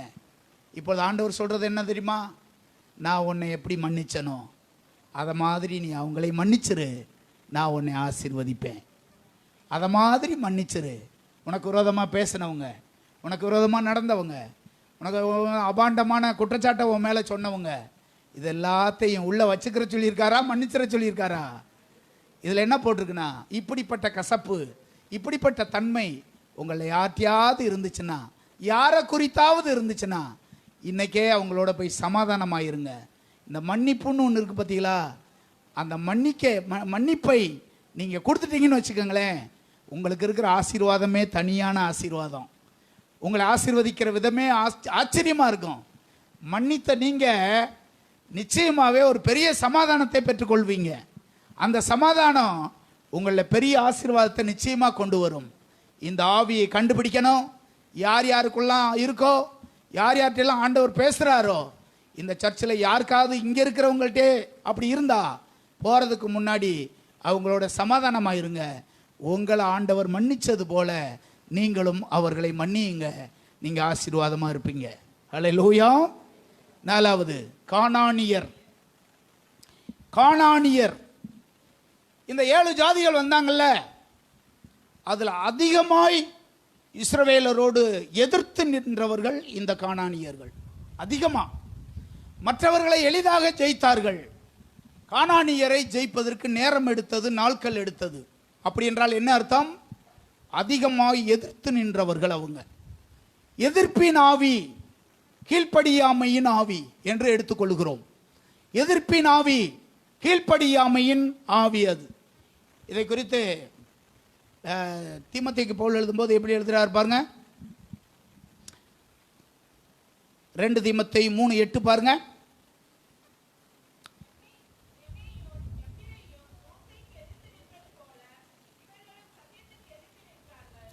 இங்க ஒரு 2 பேர் போட்டிருக்கு. இவங்க யார்? இவங்களை பத்தி என்னைக்காவது படிச்சிருக்கீங்களா? தெரிஞ்சிருமா? யாருன்னு தெரியுமா உங்களுக்கு? தீமோத்தேயுக்கு பவுல் எழுதும்போது இப்படி எழுதுறாரு, எண்ணேயும் எம்பிரேயும் மோசேக்கு எதிர்த்து நின்றவங்களாம். அதாவது ஆண்டவர் மோசேயை ஆடு மேய்ச்சிக்கிட்டு இருக்கிறவன்ட்ட தரிசனமாகி, நீ போய் என் ஜனங்களை அழைத்து கொண்டு வான்னு அனுப்புவார். ஆண்டவர் அனுப்புவார். அங்கே கோலை கொடுத்து அனுப்புவார், இதை வச்சுக்க கையில், உனக்கு பக்கபலமாக இருக்கும் அப்படின்னு. இந்த கோலை கொண்டு போய் இந்த கோலின் மூலமாக பல அற்புதங்களை செய்வேன். அந்த கோலை இப்படி கீழே போடுவான் பாருங்க, பாம்பா மாறிடும். அதை பிடிச்சான்னா இவன் கையில் எப்படி மாறிடும்? கோலா மாறிடும். உடனே அங்கே இந்த மந்திரவாதிங்க 2 பேரும் அங்கே இருந்தாங்க. எகிப்தில் இருந்தாங்கல்ல மந்திரவாதி. இதை குறித்து நாம் அறிந்து கொள்வதற்கு யாத்ராகமம் 7ஆம் அதிகாரத்துக்கு வரணும். யாத்ராகமம் 7ஆம் அதிகாரத்தில் தான் இந்த கோளின் மூலமாக நடந்த அற்புதமான செயல்களை அங்கே போட்டிருக்கு. இவங்க யார் அப்படின்னா, இந்த எண்ணெயும் எம்பிரேயும் யார் அப்படின்னா, எகிப்தில் இருந்த மந்திரவாதிக இவங்க அங்கே வந்தாங்க. 10ஆம் வசனம் படிங்க. இப்ப போய் கட்டளையிட்டபடி செய்தார்கள். பார்வோனுக்கு முன்பாகவும் அவன் ஊழியக்காரருக்கு முன்பாகவும் தன் கோலை போட்டான், அது சர்ப்பமாக மாறியது. அடுத்த வசனம் படிங்க. சாஸ்திரிகளையும் சூனியக்காரரை அழைப்பித்தான். எகிப்தின் மந்திரவாதிகள் நீங்க போட்டிருக்கல, இவர்கள் தான் எண்ணேயும் எம்பிரேயும். அந்த விளக்கமும் அந்த பேரும் அங்கே சொல்லப்படாட்டாலும் பவுல் தன்னுடைய நிருபத்தில் எழுதுகிறாரு, இவங்க 2 பேரும் எகிப்தின் மந்திரவாதிகளும் தங்கள் அந்த அந்த வசனத்தை போடுங்க. 11ஆம் வசனம் 7:11. அந்த 7:11 போடுங்க. யாத்ராகமம் 7ஆம் அதிகாரம் 11ஆம் வசனம். 7:11.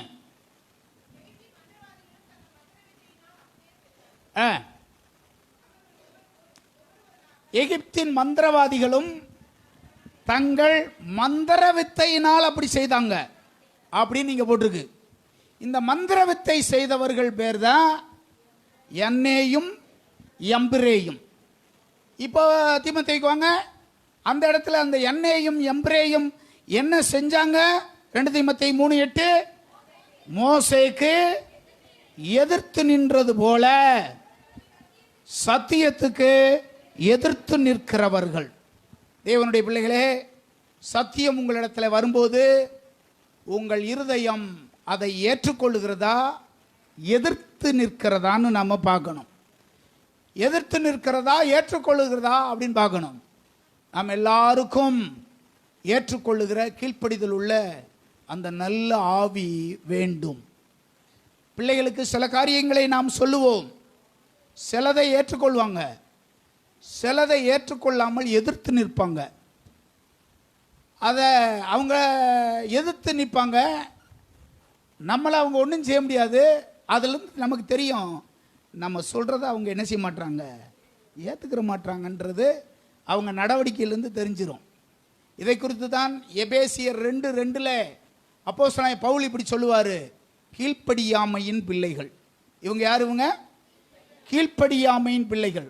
அவைகளில் நீங்கள் முற்காலத்தில் இவ்வுலகத்துக்கு ஏற்றபடியாகவும், கீழ்ப்படியாமையின் பிள்ளைகள்னு ஒரு வார்த்தை அங்கே போட்டிருக்கு பாருங்க.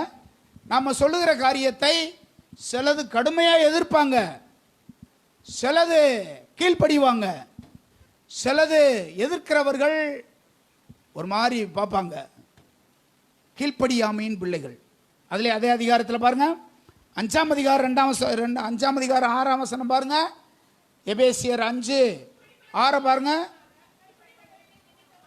இப்படிப்பட்டவைகளின் நிமித்தமாக, இங்கே தான் இந்த வசனங்கள் எல்லாம் என்ன பிள்ளைன்னு போட்டிருக்கு, இந்த வசனங்கள் எல்லாம் பைபிளில் போட்டிருக்கு, கீழ்ப்படியாமையின் பிள்ளைகள், கீழ்ப்படியாமையின் பிள்ளைகள் அப்படின்னு போட்டிருக்கு.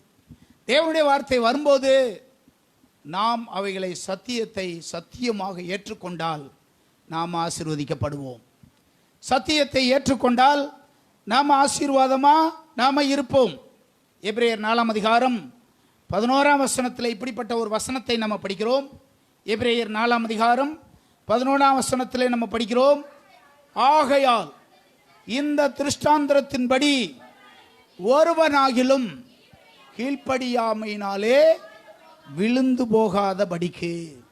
இஸ்ரவேலர்கள் ஏன் வீழ்ந்து போனார்கள் அநேகர் தெரியுமா? 4ஆம் அதிகாரம் 6ஆம் வசனம் படிங்க. எபிரேயர்லேயே 4ஆம் அதிகாரம் 6ஆம் வசனம். ஆண்டவர் அவர்களோடு பேசினார், தேவன் தன்னுடைய வார்த்தையை அனுப்பினார். ஆனால் அவர்கள் சுவிசேஷத்தை முதலாவது கேட்டவர்கள் கீழ்ப்படியாமையினாலே கானானுக்குள்ளே பிரவேசியாமல் போனார்கள். எனவே தேவனுடைய பிள்ளைகளாகிய நாம் தேவனுடைய சத்தியத்தை மனத்தாழ்மையாய் ஏற்றுக்கொள்ளணும். தேவனுடைய சத்தியத்துக்கு கீழ்ப்படிந்து நடக்கணும். கீழ்ப்படிந்து நாம் என்ன செய்யணும்? நடக்கணும். கீழ்ப்படிந்து நடக்கணும், கீழ்ப்படிந்து வாழணும். எதிர்த்து நிற்பது ஒருபோதும் கூடாது, ஒருபோதும் கூடாது, ஒருபோதும் கூடாது.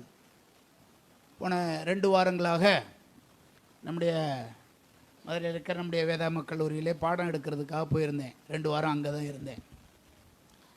அதில் எல்லாம் முடிந்தது. கிளாஸ் முடிஞ்ச உடனே ஒருத்தர் வந்தார், அவருக்கு பிள்ளைகள் இருக்காங்க. அவர் வந்தார், பாஸ்டர் நீங்கள் சொன்னது மாதிரியே இந்த 1 வாரமாக என் பிள்ளைகள்கிட்ட போய் நீங்கள் சொன்னதை பூரா நான் சொல்லியிருக்கேன். ஏன்னா அவர் என்கிட்ட கேட்டார், இந்த வசனங்கள்லாம் எப்படிங்க பாஸ்டர் இந்த மாதிரி சொல்கிறது, எப்படி உங்களுக்கு இந்த இது எப்படி இந்த கிருபை வந்துச்சு அப்படின்னு கேட்டார். இதுக்கெல்லாம் காரணம் எங்கள் அம்மா தான் அப்படின்னு சொன்னேன். சின்ன பிள்ளையாக இருக்கும்போதே இதெல்லாம் படிக்கணும்னு ரொம்ப கட்டாயப்படுத்தினாங்க.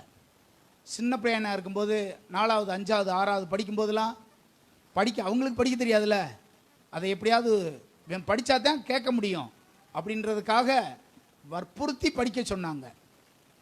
அப்போது எனக்கு எப்படி இருந்திருக்கும்னு நினைக்கிறீங்க? ரொம்ப சந்தோஷமாவா நான் படிச்சிருப்பேன்?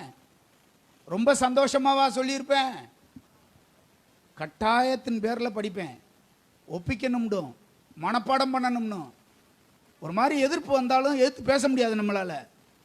அப்படி அதுக்கெல்லாம் கீழ்ப்படிஞ்சு நடந்ததுனால அந்த வசனங்கள் எல்லாத்தையும் ஆண்டவர் இப்போ எங்கே வச்சுட்டாரு?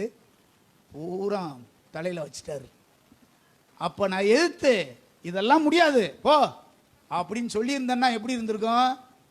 தேவனுடைய ஊழியக்காரனா நான் நினைஞ்சிருக்க முடியாது, கண்டிப்பாக வந்திருக்க முடியாது. எபேசியர் 2ஆம் அதிகாரம் 2ஆம் வசனத்திலையும் 5ஆம் அதிகாரம் 6ஆம் வசனத்திலையும் இந்த 2 இடத்துல போட்டிருக்கு, கீழ்ப்படியாமையின் பிள்ளைகள்.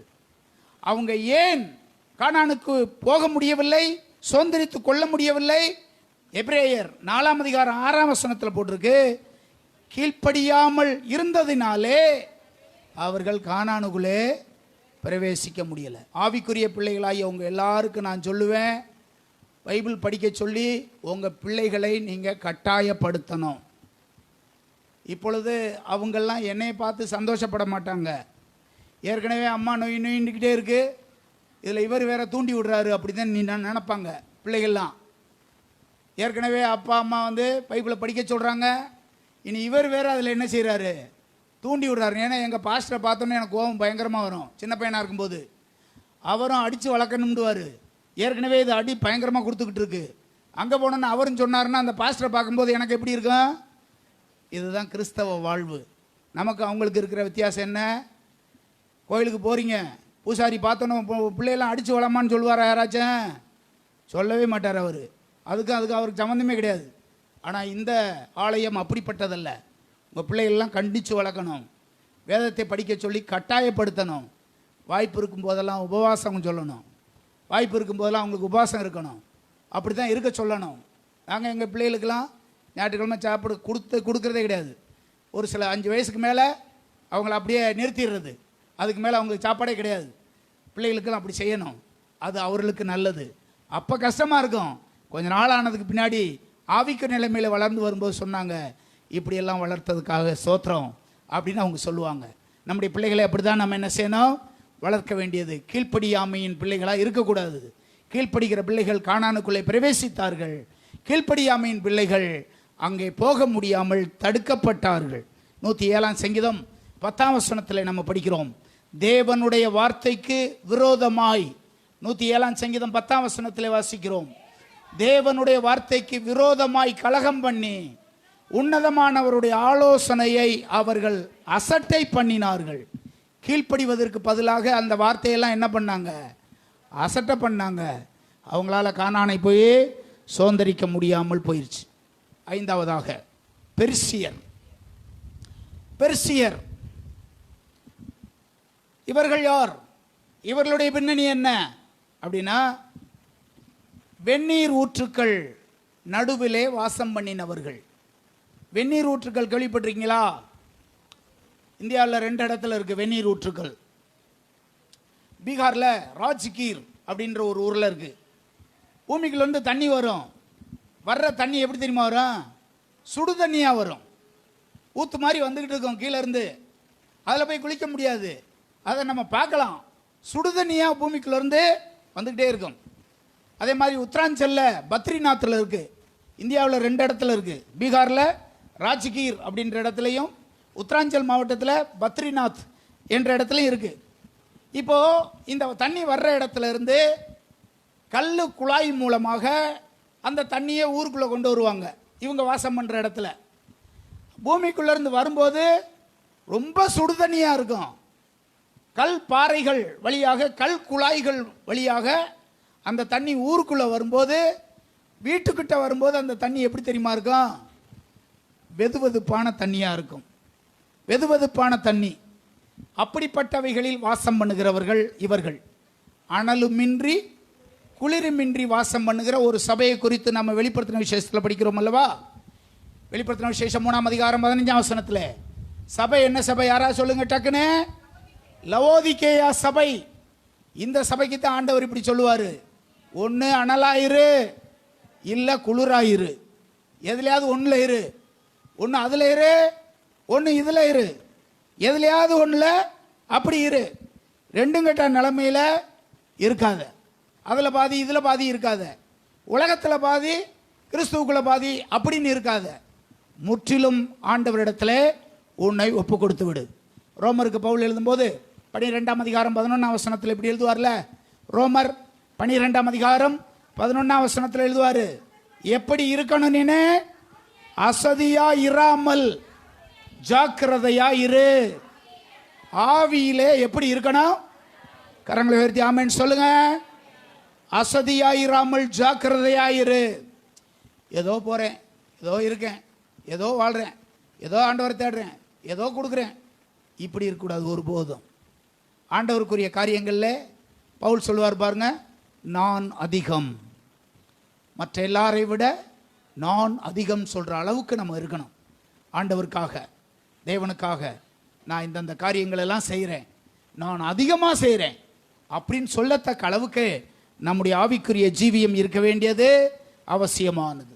ஆண்டவரிடத்தில் ஒப்பு கொடுக்குறவங்க எப்படி ஒப்பு கொடுக்கணும்னு பைபிளில் போட்டிருக்கு தெரியுமா? ரோமர் 12:1 போட்டிருக்கு. எப்படி போட்டிருக்கு? அங்கே 12:1, சகோதரரே உங்கள் சரீரங்களை பரிசுத்தமும் தேவனுக்கு பிரியமான, இப்படித்தான் நம்மை ஒப்பு கொடுக்கணும்னு ஆண்டவர் சொல்லியிருக்காரு. பரிசுத்தமும் தேவனுக்கு பிரியமான ஜீவ பலியாக ஒப்பு கொடுத்துடணும். இதுதான் ஆண்டவர் தம்முடைய பிள்ளைகள்கிட்ட எதிர்பார்க்கிறது. அறகுறையாய் ஒப்பு கொடுக்கலாம், ஆனால் அப்படி ஒப்பு கொடுப்பது நல்லதல்ல. இதுதான் பெர்சியருடைய ஆவி. இந்த ஆவி நம்மை விட்டு நீங்கணும். உலகம் பாதி ஆண்டவர் பாதின்னு இருக்கக்கூடாது. முழுமையாய் ஆண்டவருக்கு தன்னை அர்ப்பணம் பண்ண வேண்டியது அவசியமானது. 6வது, ஏவியரின் ஆவி. ஏவியர் இவர்களுடைய தொழில் கிராமமாய் கொள்ளையடிப்பது. ஏவியருடைய தொழில் என்ன? கிராமமாய் கொள்ளையடிப்பது. இந்த நம்ம நாட்டிலையும் சில ஆண்டுகளுக்கு முன்னாடி அப்படி இருந்திருக்கும். நம்முடைய பாஸ்டர் பெரியவர் சொல்லுவார், அவருடைய முப்பிதாக்கள்லாம் அவங்க தாத்தா காலத்துலலாம் அந்த மாதிரி தொழில் தான் செய்வாங்களாம். நம்மகிட்டே வந்து சொல்லியிருக்காரு அவர்.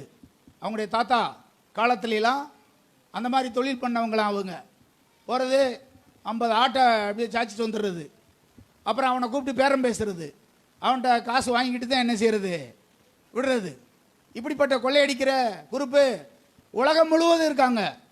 அந்த குரூப்பு தான் ஏவியருடைய ஆவி. அது தீமை செய்கிறவர்கள், புளிப்பு உள்ளவர்கள் இவர்கள். இந்த ஆவி நம்மள இருக்கா அப்படின்னு நம்ம கவனிக்கணும். நான் என்ன பாஸ்டர் அப்படியே போய் கொள்ளையடிச்சுக்கிட்டு இருக்கேன் அப்படி நீங்கள் என்னலாம்? நம்மில் யாருக்கும் தீங்கு ஏற்படக்கூடாது. இதுதான் சொல்லுகிற சத்தியம். 1 தெசலோனிக்கேயர் 5:15 போட்டிருக்கு. யாருக்கு நாம தீமை செய்யக்கூடாது? பைபிள் என்ன தெரியுமா போட்டிருக்கு? உனக்கு தீமை செய்கிறவங்களுக்கே என்ன செய்யக்கூடாது? ஒருவனும் மற்றொருவன் செய்யும் தீமைக்கே தீமை செய்யக்கூடாது. யாராவது தீமை செய்தாலும் நாம் என்ன செய்யக்கூடாது?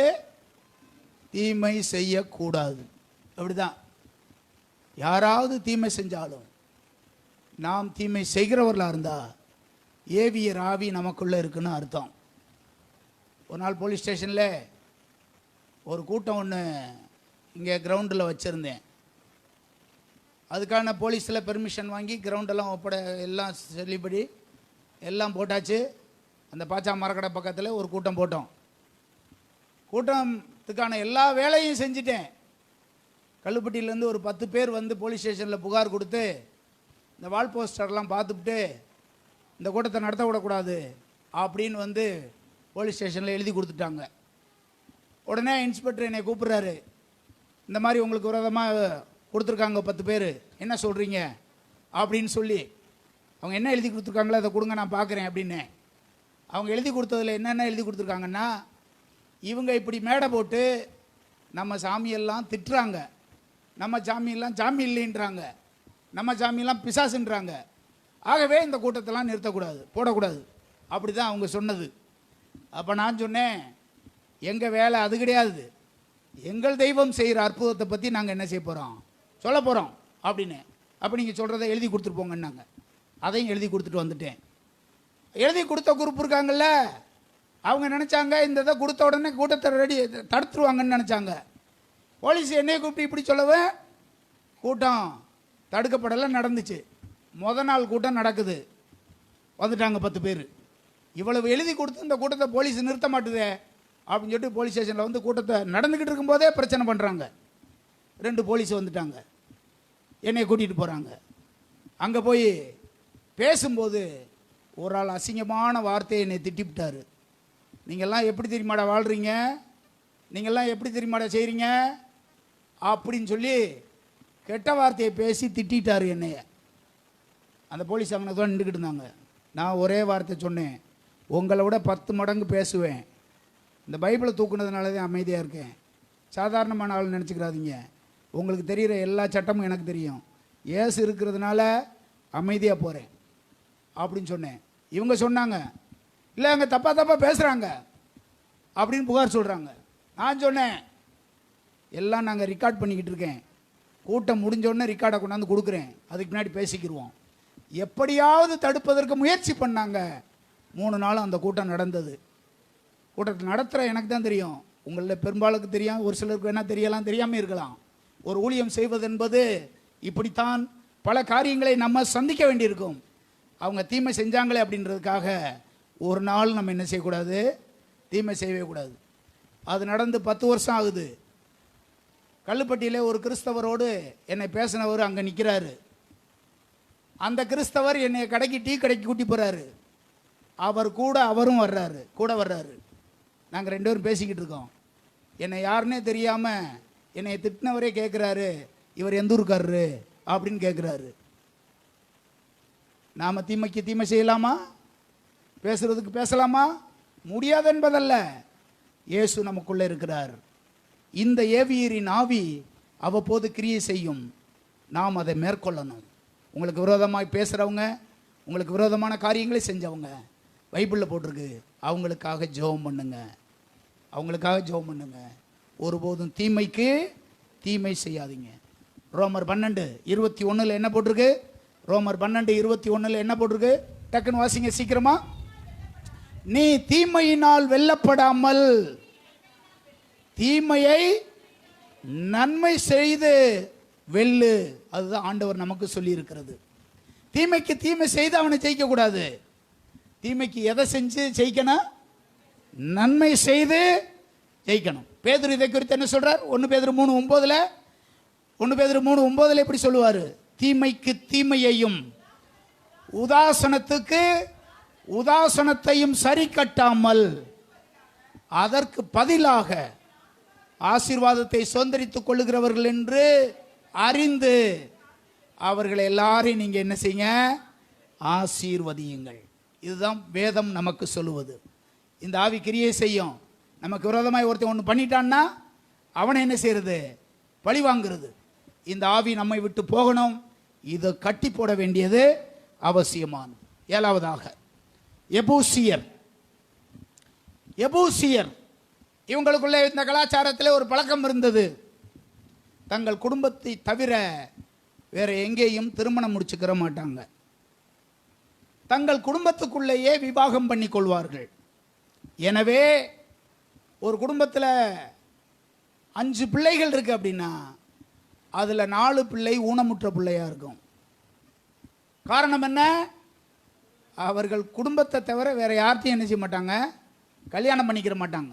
இதுதான் அவர்களுடைய பின்னணி. ஒரு ஆவியும் சொல்லும்போது அவர்கள் பின்னணி என்னன்னு தெரிஞ்சிருக்கணும் நம்ம. இது எப்படி சர்ச்சுக்குள்ள கிரியை செய்கிறது? ஆவிக்குரிய நிலைமையிலே வளராத பிள்ளைகள், ஊனமுற்ற பிள்ளைகள், ஊனமுற்ற தன்மை இது. ஆவிக்குரிய பிள்ளைகள் சபையில் பிறக்கணும், அவர்கள் வளர்ந்து வாலிபராகணும், அவர்கள் வளர்ந்து பிதாக்களாக மாறணும், ஆவிக்குரிய பெற்றோராக மாறணும். பிள்ளைகளின் தன்மை என்ன? வளராத பிள்ளைகளுடைய தன்மை என்ன? சின்ன காரியத்துக்கு கூட கோவிச்சுக்கிறது. ஆவிக்குரிய பிள்ளைகள் வளராத பிள்ளை இருக்குல்ல, அது என்ன தன்மை தெரியுமா? சின்ன காரியத்துக்கு கூட என்ன செஞ்சுக்கிறோம்? கோவிச்சுக்கிறோம். அப்பப்போ குறைபட்டு கொள்ளும். அப்பப்போ என்ன செய்யும்? குறைபட்டு கொள்ளும். பிள்ளைகள் எப்போவுமே பெற்றோரையே சார்ந்து இருக்கும். அப்பா அம்மாட்ட வந்து உடனே என்ன தெரியுமா சொல்லும்? அது அம்மா தூக்குங்க, அப்பா தூக்குங்க, அம்மா தூக்குங்க, இப்படியே சொல்லிக்கிட்டே இருக்குங்க பிள்ளைங்க.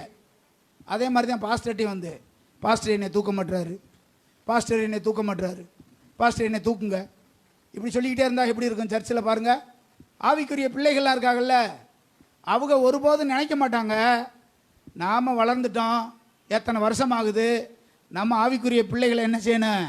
தூக்கி விடணும், ஆவிக்குரிய பிள்ளைகளை நம்ம உருவாக்கணும் அப்படின்ட்டு இல்லாமல் பாஸ்டர் என்னை தூக்க மாட்டுறாரு, பாஸ்டர் என்னை என்ன செய்ய மாட்டுறாரு? தாங்க மாட்டுறாரு. இந்த ஆவி என்ன ஆவி தெரியுமா? எபூசியரின் ஆவி. இது அப்படி அல்ல. நம்முடைய ஆவி அப்படி இருக்கக்கூடாது. நான் எத்தன்மையில் வந்திருக்கேன்? ஆவிக்குரிய பிள்ளையா இருந்தேன், வளர்ந்து வாலிபன் ஆனேன், இப்போது ஆவிக்குரிய பெற்றோராக நான் மாறி இருக்கேன். நான் அநேக பிள்ளைகளை என்ன செய்ய நானே உருவாக்கணும் என்பது.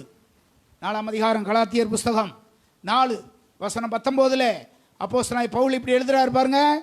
என் சிறு பிள்ளைகளே கிறிஸ்து உங்களில் உருவாகும் அளவும் உங்களுக்காக நான் கர்ப்ப வேதனைப்படுகிறேன்.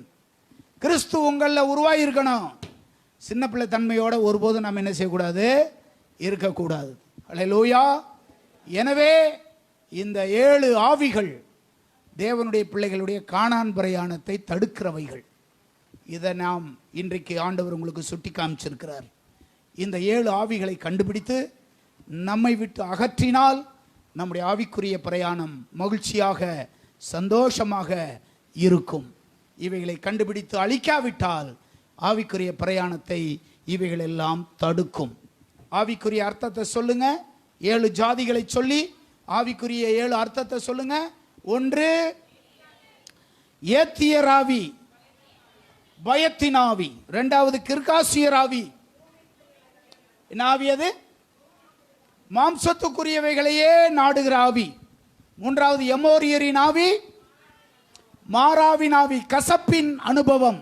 4வது கானானியருடைய ஆவி, எதிர்த்து நிற்கிற ஆவி, கீழ்ப்படியாத ஆவி. 5வது பெருசியர், வெதுவெதுப்பான தன்மை, அனலுமின்றி குளிருமின்றி இருக்கிற வெதுவெதுப்பான தன்மை. 6வது ஏவியர், தீமை செய்கிற ஆவி. 7வதாக எபூசியரின் ஆவி. இது கீழ் குழந்தைத்தனமானது,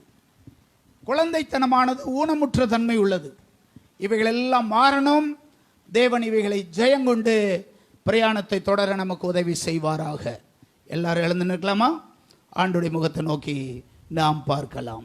எல்லாரும் எழுந்து நிற்போம். சோத்ராண்டவரே, சோத்ராண்டவரே, ஆண்டவர் நாளில் உங்களோடு பேசியிருக்கிறார். உங்கள் ஆவிக்குரிய தன்மையிலே நீங்கள் எத்தன்மையாய் இருக்க வேண்டும் என்று, உங்கள் ஆவிக்குரிய மனிதன் எத்தன்மையாய் மாற வேண்டும் என்று பரிசுத்த ஆவியானவர் நம்மோடு கூட பேசியிருக்கிறார். இந்த 7 துர்க்குணங்களை கண்டுபிடித்து இவைகள் எல்லாம் உங்களுக்குள்ளே இருக்கு என்று சொல்லவில்லை. இதில் எது இருக்குன்னு கண்டுபிடிக்கணும். ஏதாவது ஒன்று இருக்கிறது போல தெரிந்தால், இவைகளிலே ஏதேனும் ஒன்று இருக்கிறது போல தெரிந்தால் நீங்கள் அவைகளை இன்றைக்கே அதை உங்களை விட்டு அகற்றணும். உங்கள் இருதயத்தை விட்டு அகற்றணும். ஆண்டவர் உங்களோடு கூட பேசியிருக்கிறார்.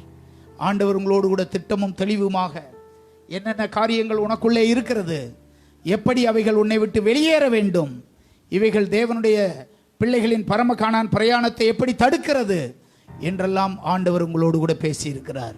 நம்ம எல்லாம் 2 கரங்களை உயர்த்தி இந்த சத்தியத்துக்கு நம்மை அர்ப்பணம் பண்ணி, இந்த சத்தியத்துக்கு நம்மை ஒப்பு கொடுத்து, இவைகள் முற்றிலுமாய் என்னை விட்டு நீங்கட்டும் ஆண்டவரே. என்னுடைய ஆவிக்குரிய பிரயாணம் தடை பண்ணுகிற இவைகள் ஒன்றும் எனக்கு வேண்டாம் ஆண்டவரே. இவைகள் எல்லாம் என்னை விட்டு மாறட்டும், என்னை விட்டு நீங்கட்டும் என்று சொல்லி ஆண்டவருடைய முகத்தை நோக்கி பார்த்து எல்லாரும் சோத்திரங்களை ஏறெடுக்கலாம். எல்லாரும் சோத்திரங்களை ஏறெடுத்து, என்னை விட்டு இவைகள் நீங்கட்டும் ஆண்டவரே. இந்த ஆவிகளை நான் வெல்லுகிறேன். இந்த ஏத்தியரின் ஆவி, எமோரியர் ஆவி, கிர்காசியர் ஆவி, கானானியர் ஆவி, பெர்சியர் ஆவி, ஏவியர் ஆவி, எபூசியரின் ஆவி கட்டப்பட்டு போகட்டும். சபையிலே ஒருவராவது கிரியை செய்யாதபடிக்கு இவைகளிலே முற்றிலும் நாங்கள் ஜெயங்கொண்டு இந்த பிரயாணத்திலே நாங்கள் சந்தோஷத்தோடும் மகிழ்ச்சியோடும் கடந்து போய் பரம கானானை சுதந்தரித்துக் கொள்ள தேவரீர் எங்களுக்கு இரக்கம் பாராட்ட வேண்டும் என்று ஜெபிக்கிறோம். அன்பின் பரலோக தகப்பனே, இந்த நாளில் எதை நீர் சொல்லும்படி சொல்லியிருக்கிறீரோ அதை நான் சொல்லியிருக்கிறேன். உம்முடைய கிருபை இரக்கமும் தயவும் உம்முடைய பிள்ளைகளோடு இருந்து நடத்தட்டும், உதவி செய்யட்டும். இயேசுவின் நாமத்தில் ஜெபிக்கிறோம் பிதாவே. நாத்துமாவே கர்த்தரை ஸ்தோத்ரி, முழு உள்ளமே பரிசுத்த நாமத்தை ஸ்தோத்ரி. நாத்துமாவே கர்த்தரை ஸ்தோத்ரி, அவர் செய்த சகல உபகாரங்களையும் மறவாதே. நம்முடைய கர்த்தராகிய இயேசு கிறிஸ்துவின் கிருபையும் பிதாவாகிய தேவனுடைய அன்பும் பரிசுத்த ஆவியானவருடைய ஆசீர்வாதமும் இன்றும் என்றும் சதா காலமும் நம்மை விட்டு நீங்காமல் நிலைத்திருப்பதாக. ஹல்லேலூயா, ஹல்லேலூயா, ஹல்லேலூயா. எல்லாருக்கும் ஸ்தோத்திரம். ஆண்டவர் உங்களை ஆசீர்வதிப்பாராக, கூட இருப்பாராக. God bless you.